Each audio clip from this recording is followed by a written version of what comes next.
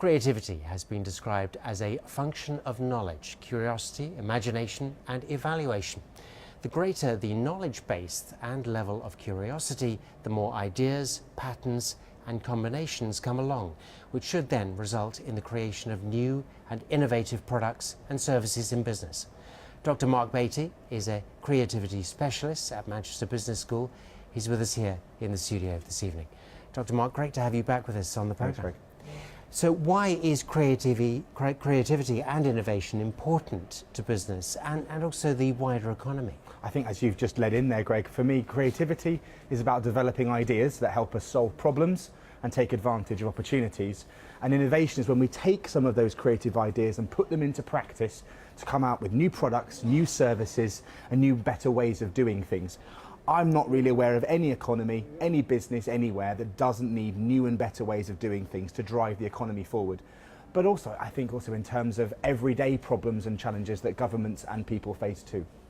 So who should be responsible for nurturing and managing creativity in any average organisation? I think the biggest danger we have is when we expect creativity and innovation to be the sole purpose or the sole function of one or two people.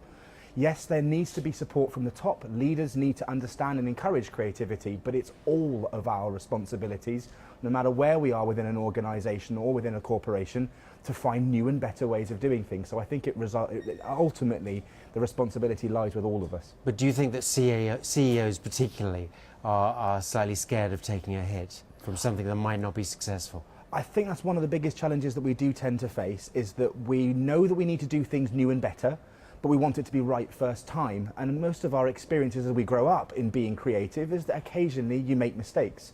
So it's learning how to make controlled risks and controlled mistakes to, as one of the popular phrases is, to fail fast and fail forwards. If it's going to go wrong quickly and learn from it. Can you measure creative output and innovation? I think you can. My biggest challenge would be why, ultimately, I think we're hoping to measure the impact of creativity and innovation through productivity, economic growth, and successful, thriving organisations. If you want to, you could start having things like measuring ideas schemes. You can try and measure things like patents, but I think ultimately we should be looking at the full output. Prosperous economies, prosperous countries. But are enough businesses putting those measuring processes in place? No, because it's really hard to measure. A famous old management writer said that what gets measured gets done. And what we tend to do is measure the things that are easy to measure, like did you turn up or not? Did you manage to get it right first time? Were you inventive? Were you imaginative? Is a much harder thing to measure. So I think we should avoid the measurement to a certain extent and have faith in encouraging new ideas throughout our organisations. What are some of the typical drivers and also barriers to innovation? Good question, and that's something we're really interested in at the business school. We've just started a new research programme across the GCC looking at the unique cultural context of this area and what some of the enablers and barriers might be to drive innovation and creativity. Some of the best drivers are inspiring leadership, autonomy and freedom in people, giving people resources, one of the most important of which is time to explore new and better ways of doing things.